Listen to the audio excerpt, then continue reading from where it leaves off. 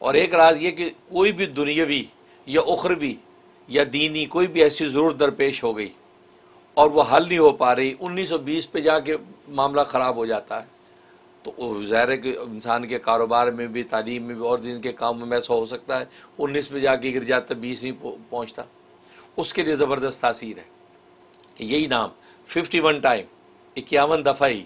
پڑھنا ہے۔ اور اچھا یہ پہلے میں عرض کر چکا، ان سب کے اول آخر میں سورہ فاتحہ پڑھی جائے گی، درود شریف نہیں، درود شریف دعا کے وقت آپ پڑھیں گے۔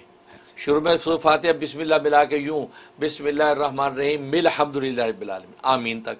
پھر آخر میں بھی بسم اللہ الرحمن الرحیم مل الحمدللہ رب العالمین آمین تک یہ پڑھا جاتا ہے۔ تو درمیان میں 51 ٹائم آپ نے اس نام کا ورد کرنا ہے اور دعا کر لینی ہے کہ یا اللہ میرا فلاں کام اٹکا ہوا ہے، حل نہیں ہو رہا، فلاں چیز ہے وہ پھنس جاتی ہے، رشتہ ہوتا نہیں ہے، فلاں کاروبار بڑھتا نہیں ہے، تو یہ جو بھی مقاصد ہے اس کی نیت کر کے دعا کر لے،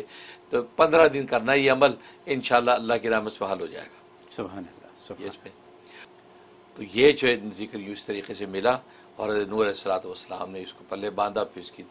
ذکر کرنا شروع کر دیا، جس کے ذریعے سے آپ کو جو مراتب عالیہ تھے وہ اللہ تبارک و تعالی بڑھانے شروع کر دیے۔ یہ وہ مبارک ذکر ہے اور بہت زبردست اس کی تاثیر ہے، اور یہ ذکر ہے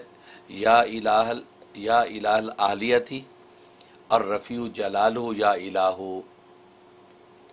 اسکرین کے اوپر آ رہا ہوگا، یا الہ العالیہ، یا الہ العالیہ، اے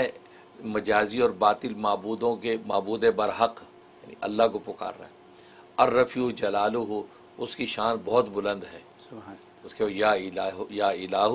اے معبود برحق، کہ یہ وہ ذکر ہے۔ تو جیسے نور علیہ الصلوۃ والسلام کو ملا اور جناب جس کے ذریعے سے ان کے معجزات کی تکمیل ہوتی تھی، اور ظاہر ہے کہ اس کے اندر کتنی طاقت ہے کہ اسی ذکر کے ذریعے سے حضرت نور علیہ الصلوۃ والسلام جب دعا کی اللہ تعالیٰ سے تو کیا ہوا، رب لا تذر علی الارض من الکافرین دیارا، روئے زمین پر ایک کافر کا گھر نہ بچے۔ آپ نے دیکھا کہ ایسا ہولناک طوفان آیا کہ کائنات میں ایسا طوفان نہیں آیا۔ یہ بہت طاقتور نام ہے۔